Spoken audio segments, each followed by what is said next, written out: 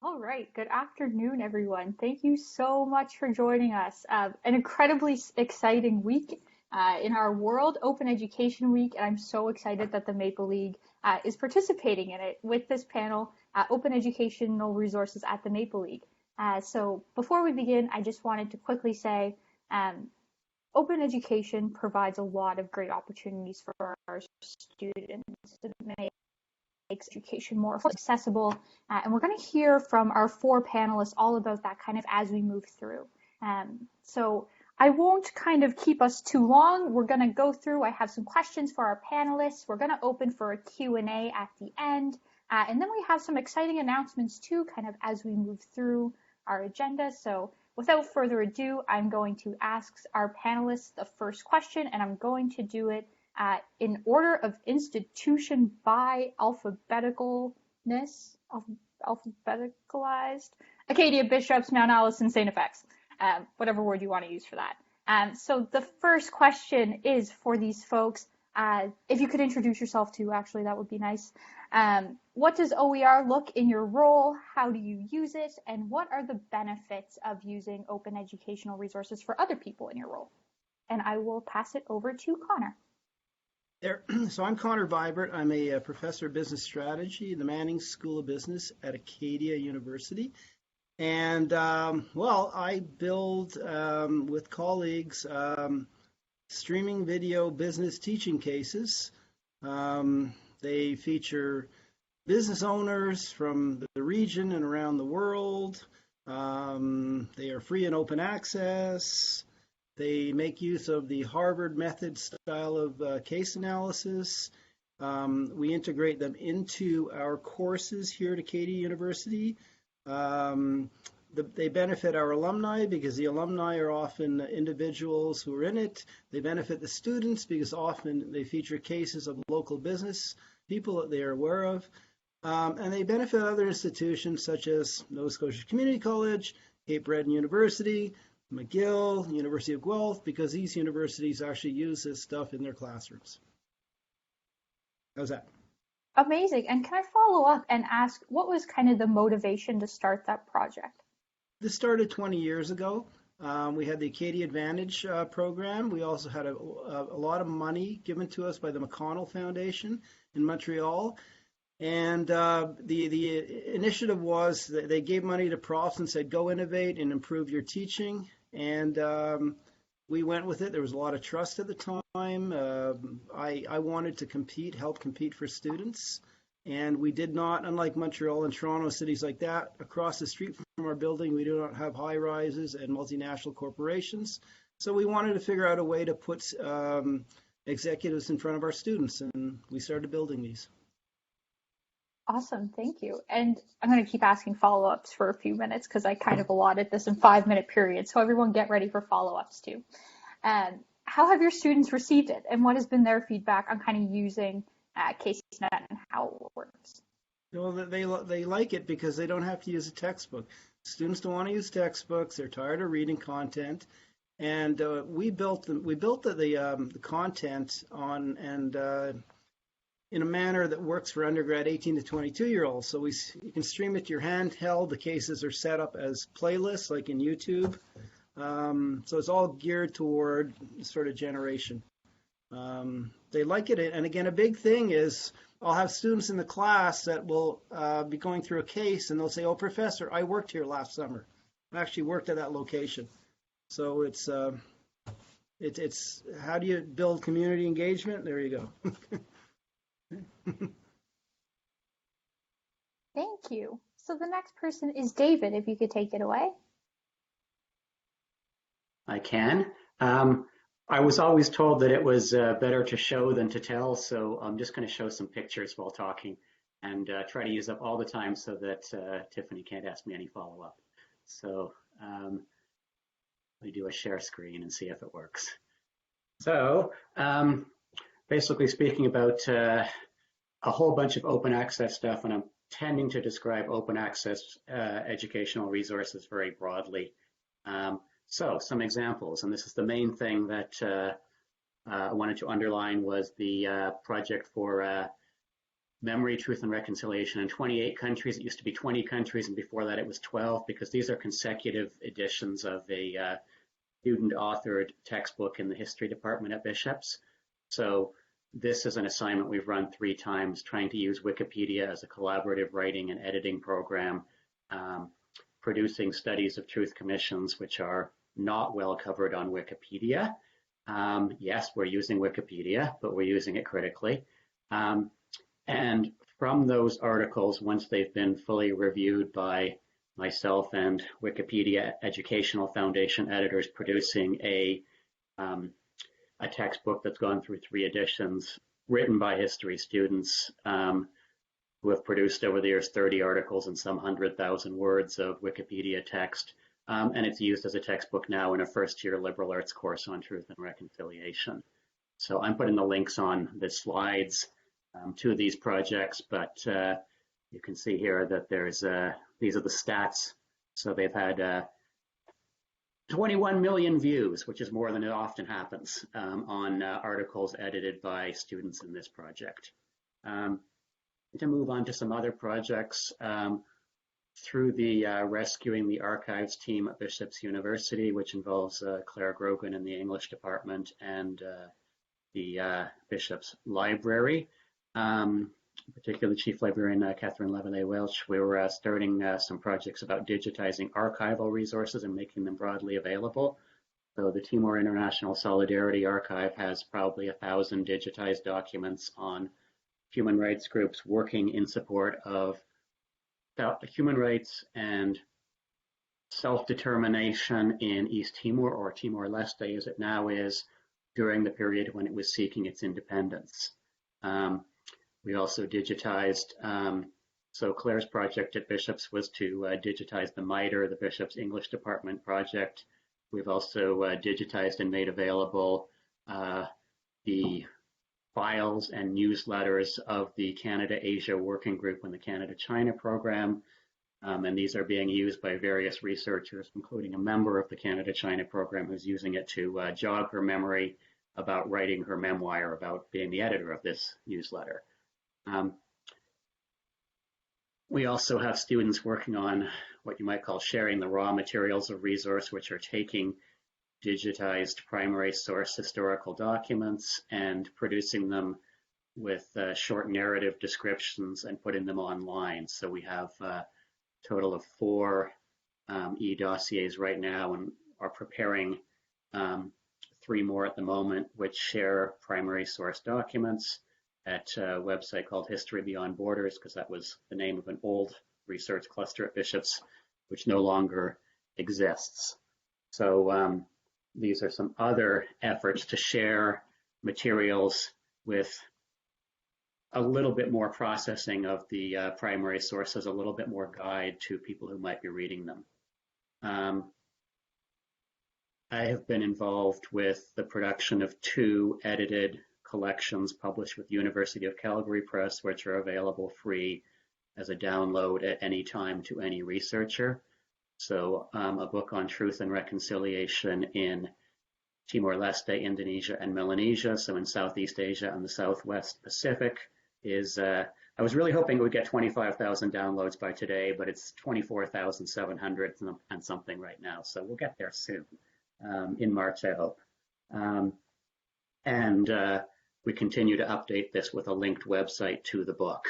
The same thing here with Samaritan State Revisited, which is book edited collection on historical perspectives on Canadian foreign aid. It's a newer book, doesn't have as many projects yet, but it's being promoted through various linked online resources, such as a new development history project that's being launched probably in April, and webinars with groups like the Canadian Foreign Policy Institute.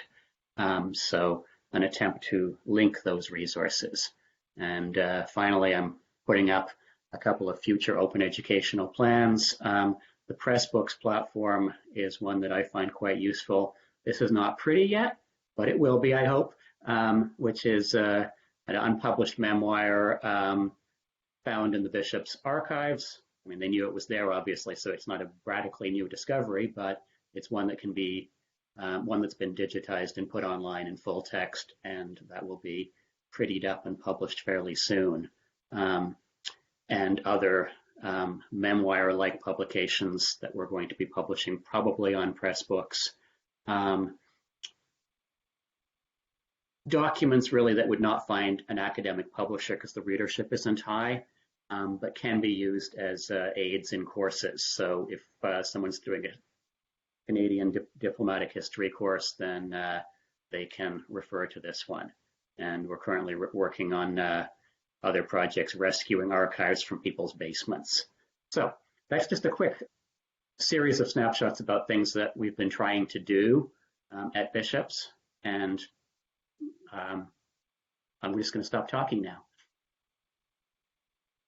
Thank you so much, David. And one of the things too, and I don't know, maybe Elizabeth, you might mention it, the Pressbooks platform is something that 3 of our 4 universities have complete access to as faculty, staff, students. Anyone can have an account and publish to it.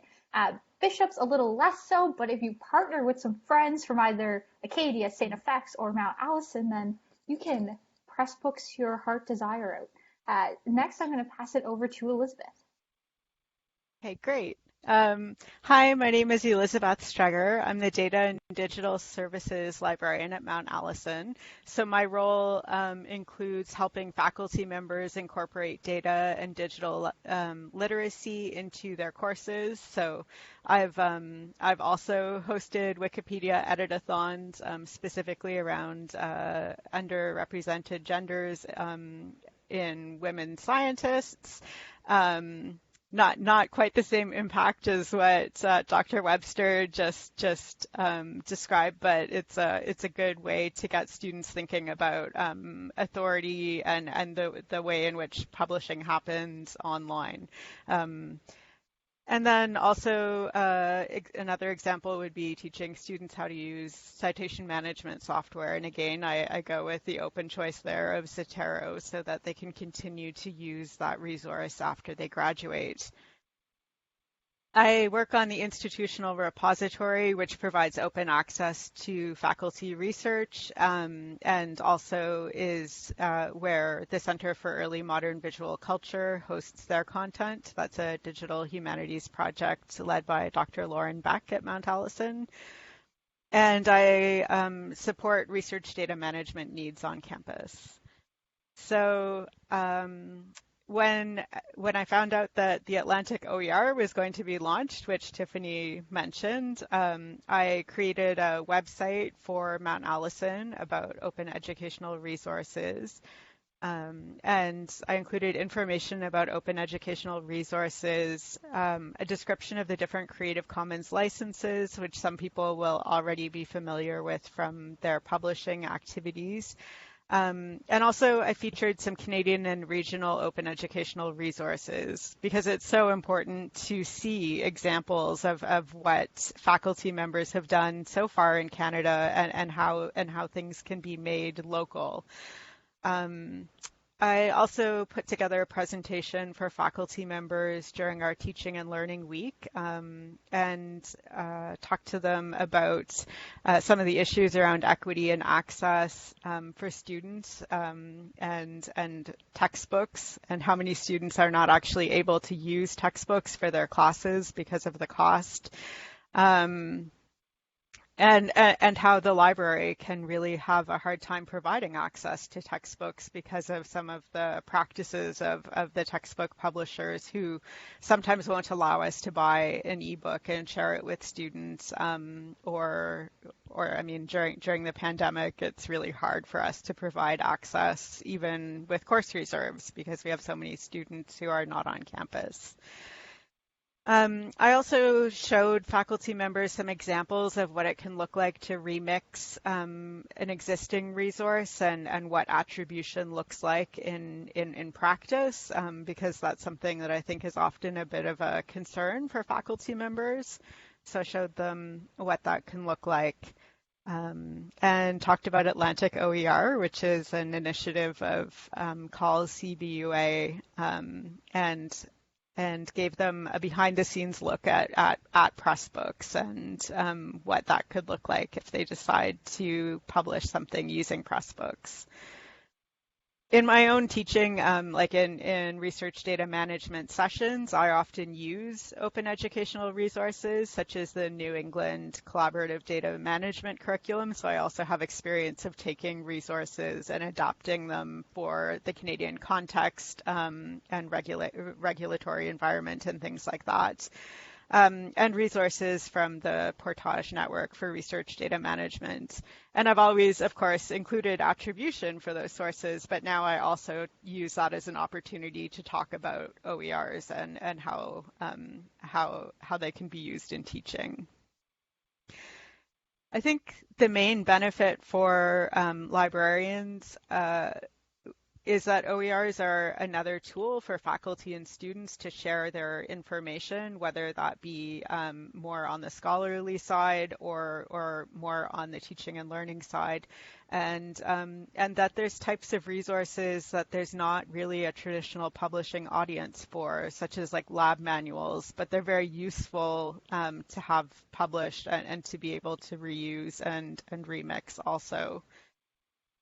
OERs are more interactive and editable than the institutional repository, which is something that I appreciate as someone who's working with an institutional repository where what's submitted is static and can't easily be changed.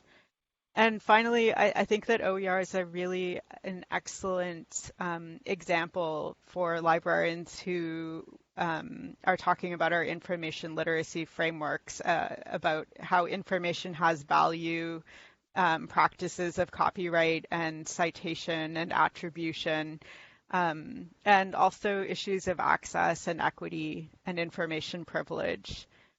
And I think it's a really useful example of the ways in which we can consider the way that our information has value and where we're choosing to put our labor and how those systems work and the reasons to choose different publishing routes. Thanks. Amazing, thank you. So my one follow-up question for you, and it's based off a comment that just came up in the chat. If a professor wanted to start incorporating open educational materials into their course, what should their first step be? Oh, asking a librarian to help them search. So there's some search tools that exist. One of them is Merlot, but also there's really excellent work that's been done out in British Columbia through BC Campus, if you want to find Canadian examples, and also eCampus Ontario. But yes, ask your librarian. I know Megan Landry at St. FX has been doing open educational resource work, and I think she's presenting next week. And Anne Smith at Acadia is absolutely stellar and a real leader in this area. So yeah, ask your librarian, they'll help you out. Or me, if you're at Mount Allison. And sorry, I don't know who it would be at Bishop's because I've mostly been talking to the scholarly communications folks through Call CBUA, which is our regional group. Amazing, thank you. If anyone here does know who the contact at Bishop's would be, please share that in the chat because that would be lovely for all of us to know. The next person on our list is Siobhan.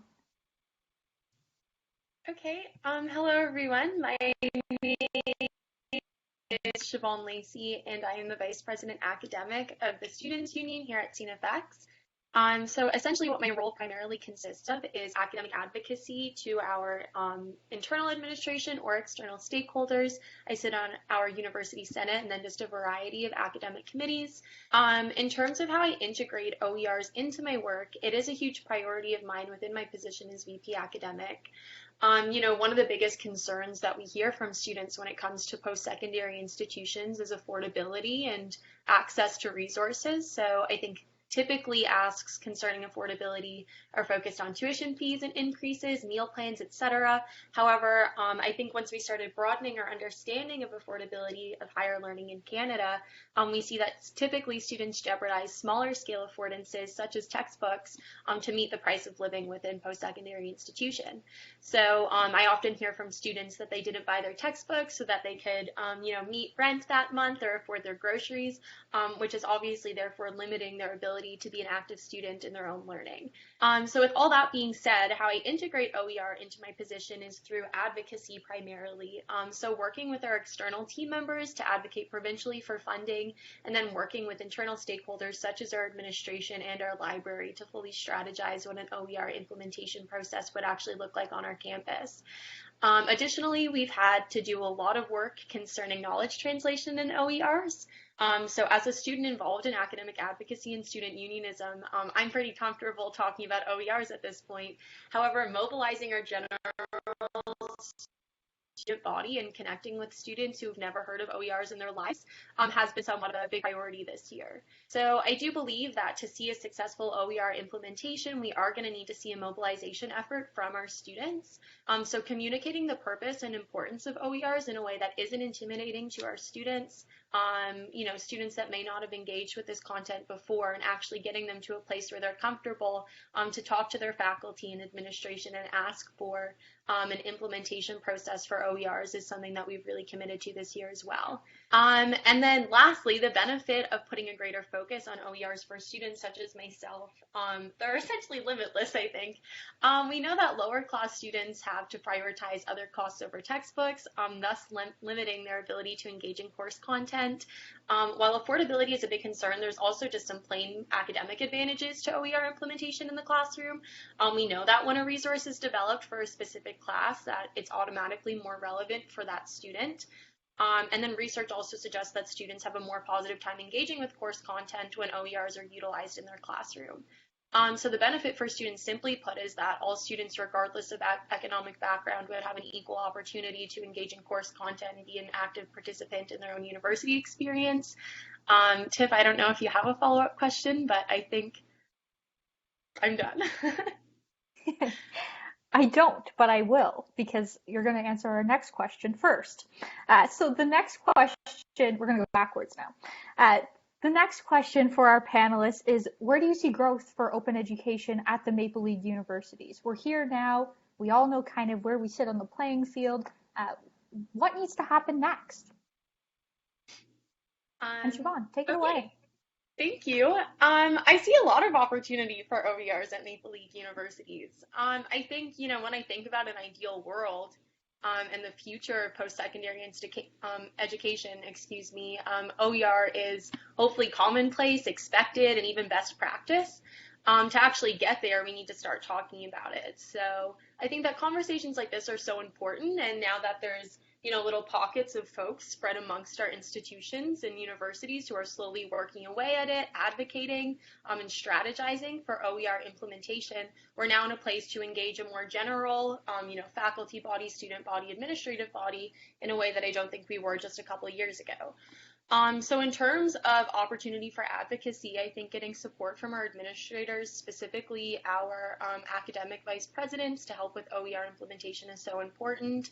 Highlighting the importance of OERs to our students, but also highlighting how OERs are beneficial to our institutions more generally, whether that be faculty members or our administrative bodies, so that we can advocate from a layered approach, I think is an area that I would like to see us go.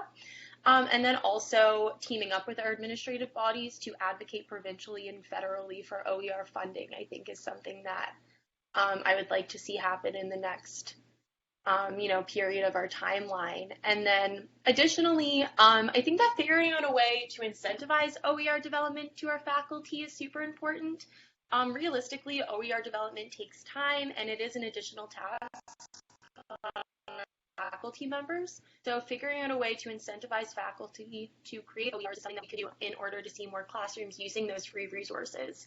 Further, I think that we need to recognize and champion the faculty that have been using OERs, because we do have faculty members on our campuses, who are fully comfortable engaging with this. So really figuring out how we can champion those faculty members, as well as provide incentivization to those faculty who may not be comfortable with it yet.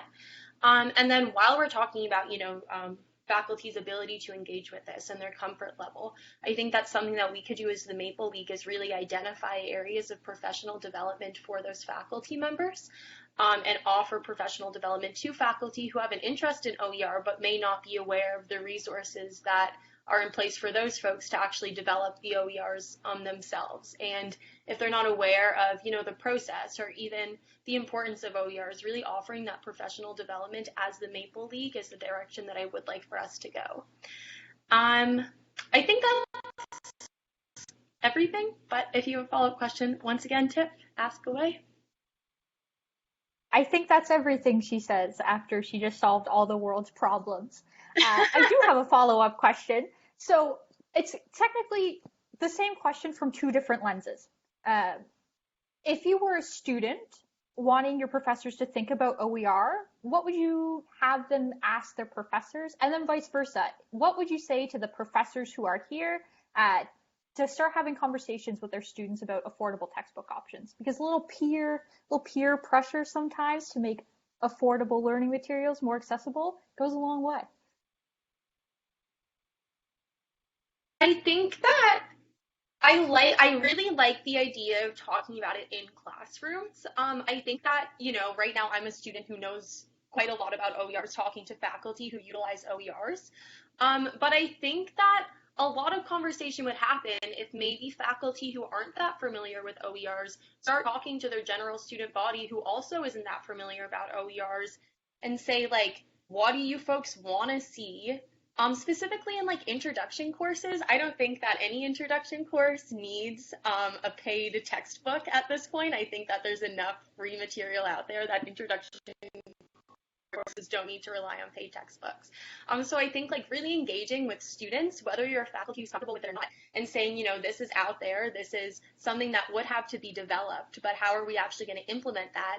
And then I think that a lot of OERs that are being developed, there's a lot of student buy-in, and there's almost this informal student collaboration that's happening because students are taking these courses as content is being developed.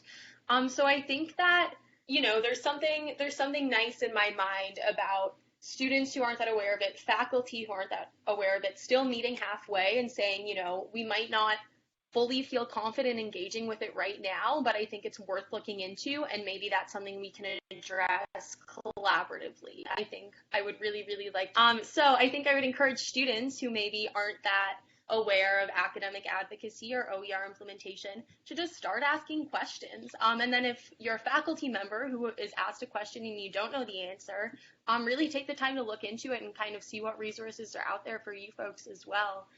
Because I do think that, the best OERs are the ones that are developed collaboratively between faculty and students.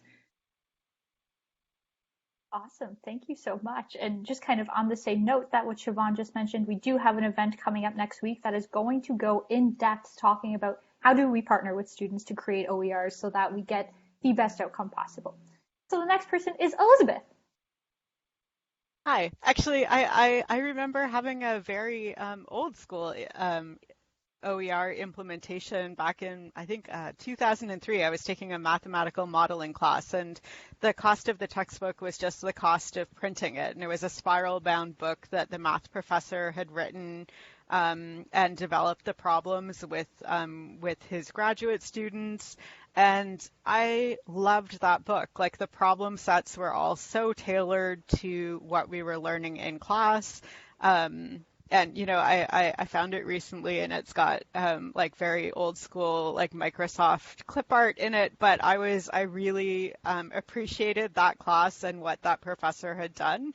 And when I started thinking about OERs, I was like, oh, there's faculty members who have been doing this. They just haven't been on, press books. So I think, yeah, we need to recognize that people have been integrating open resources in their classes in a variety of ways, and recognize that history too. I think there's a lot of opportunity for growth in OER at the Maple League universities right now, partly because of the work that's gone into making Atlantic OER available to 3 of our institutions. Having the technology and infrastructure set up makes it so much easier for people to get started. And there's been a lot of advocacy from students that I also think helps professors understand what the impact of textbook cost is right now. And I know that Charlie Burke on our campus has been very active in advocacy also, and she's great.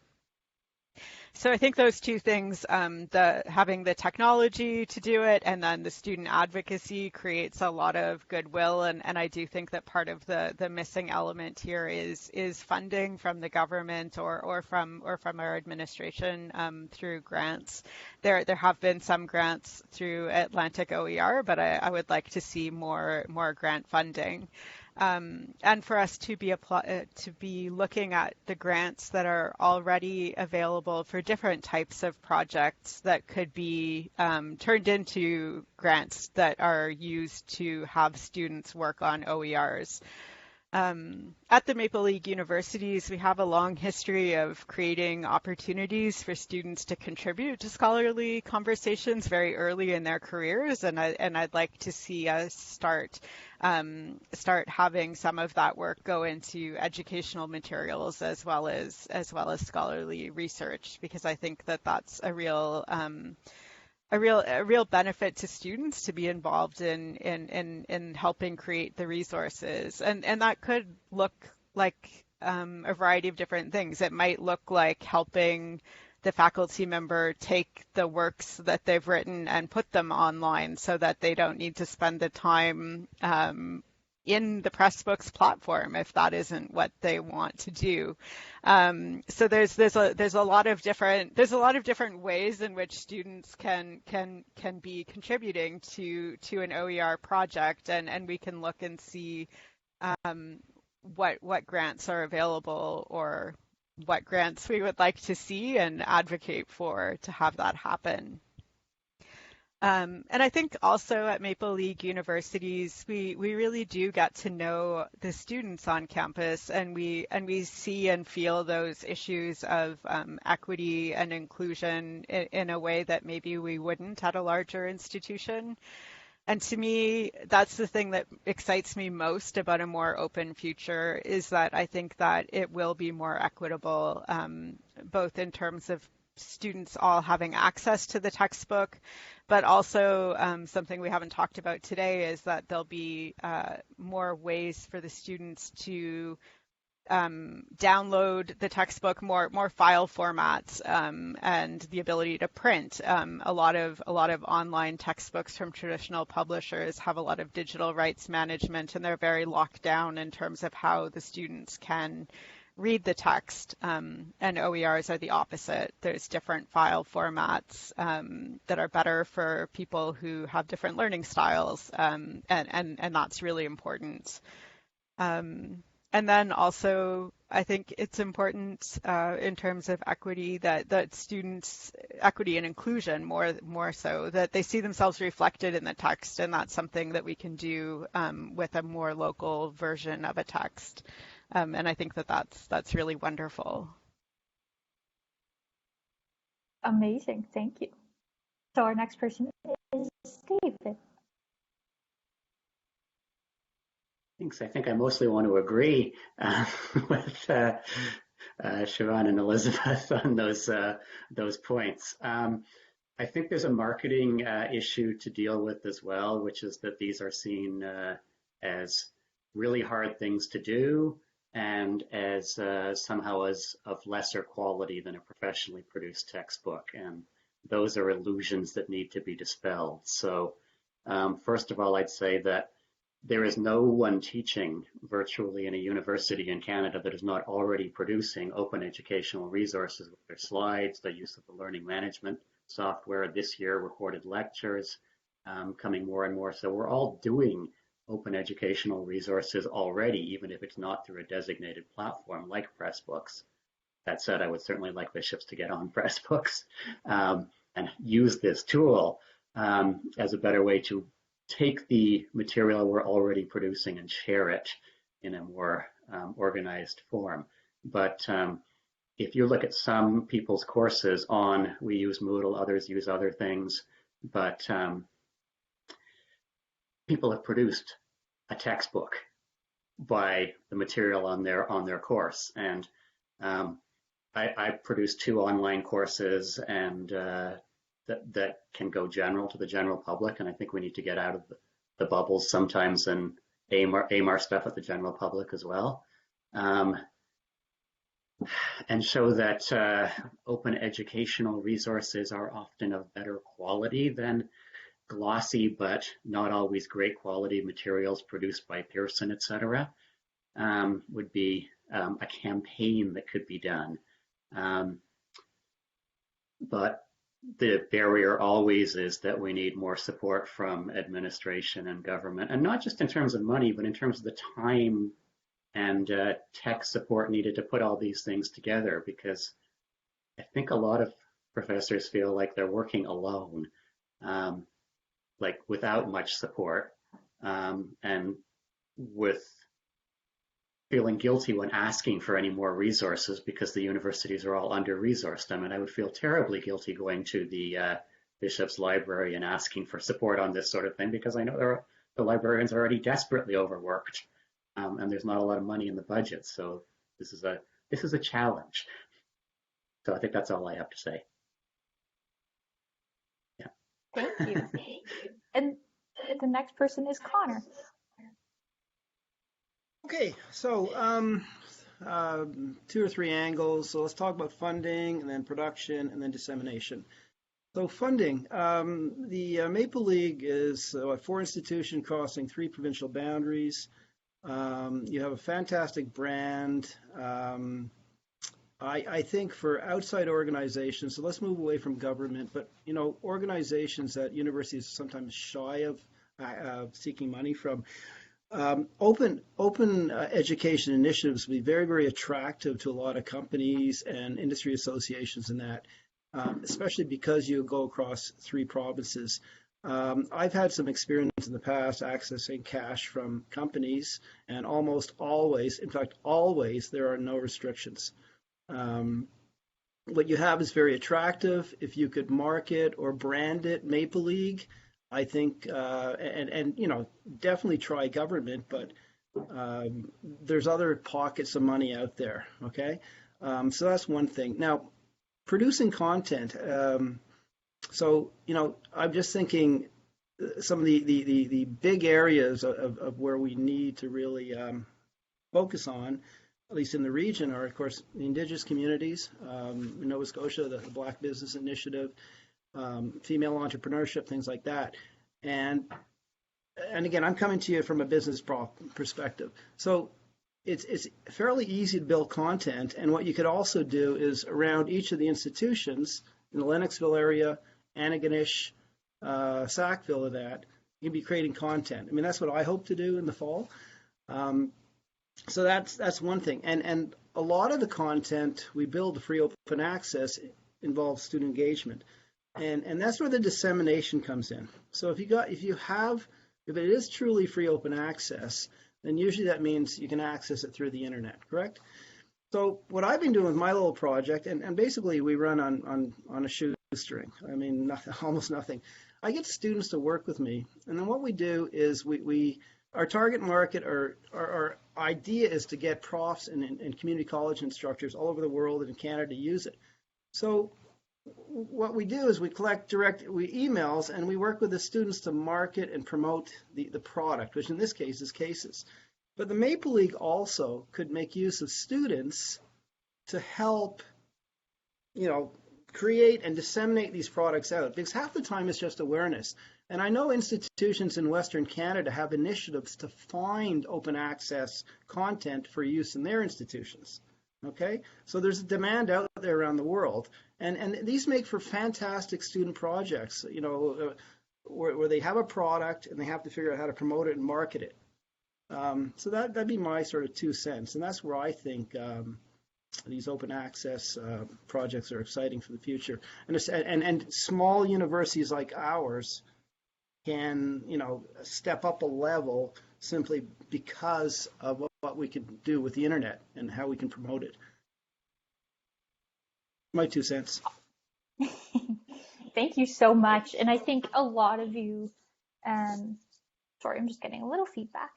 I think a lot of you kind of touched on things that are, I think, my vision too. Like, how do we integrate students into what we're doing? How do we make sure we integrate students in ways that are meaningful and that they're able to learn, but at the same time, they're compensated and they're being given value for their work? It's something that Erin Austin just asked in the chat, and we will come back to her question in just a minute.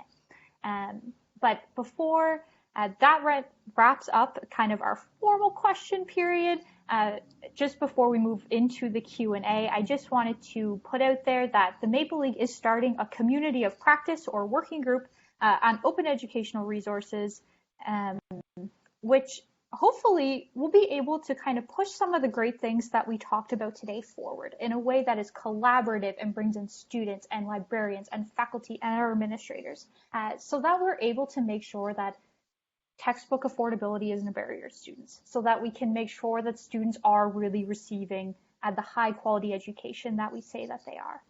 So I will put the link if you want to sign up in the chat, if I can copy it quickly. It is there. You can sign up. It's not going to be a heavy time commitment. I'm going to be there to do all the heavy lifting for you guys. It's to come and dream and scheme, to use the words of Jessica Riddell, and be able to build, in what my opinion is, what a high quality education should be.